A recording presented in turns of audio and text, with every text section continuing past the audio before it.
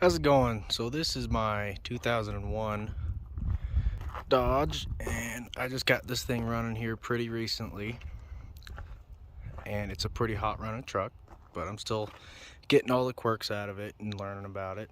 So torque management, I'm not sure how many people know this trick, but I can't really seem to find any videos on it.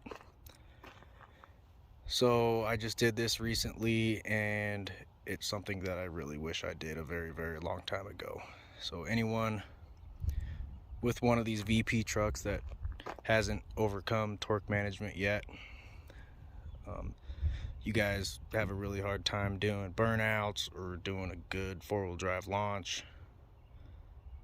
And then you see guys with, in their hopped up common rails and stuff like that, and they're doing crazy burnouts and trucks that don't really seem to make a whole lot of power or nothing super impressive. It can get pretty frustrating. So I messaged a few people on Instagram that also have some pretty hot trucks, and I was at the strip I want to say last weekend, and I saw some VP trucks down there, and I heard the typical pop coming off the line.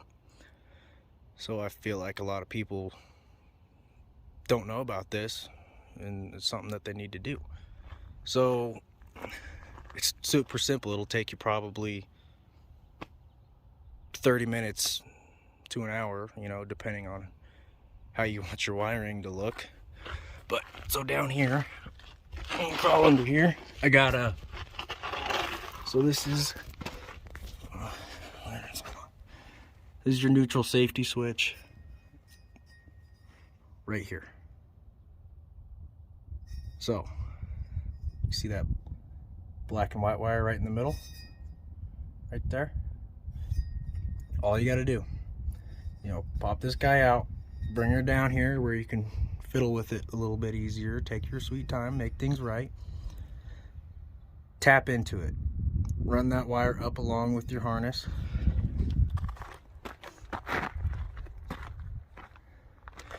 bring it up in here to the cab, whatever you got to do.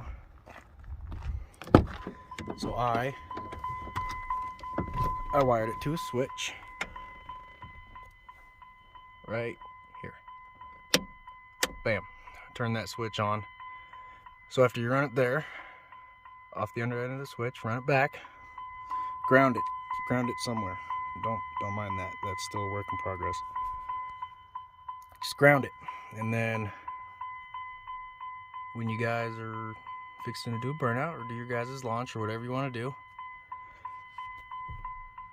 flip that switch, do what you got to do, and then turn it back off. Don't leave it on,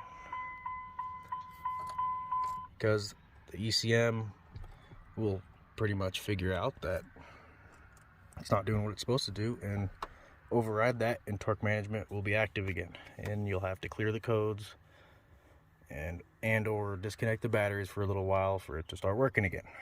So something super simple.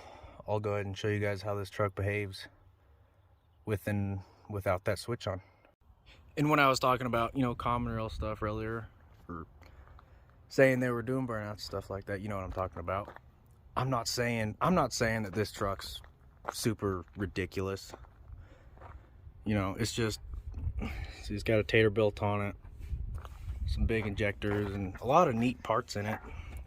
Did the intake shelf cut out, but this is also my first video, so if you want to see more stuff, just let me know. I'm not gonna stand here and beg you guys to comment and watch all my stuff, because that's gay. So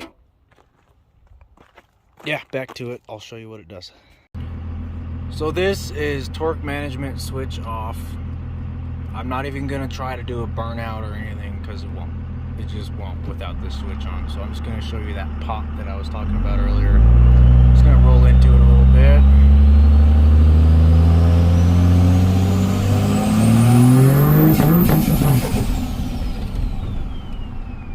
Yep, the switch will get rid of that. Okay, torque management switch on.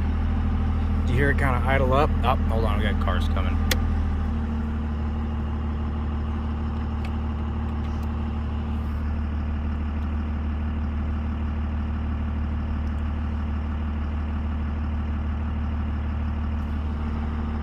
Oh, it's still recording. Alright. Switch on.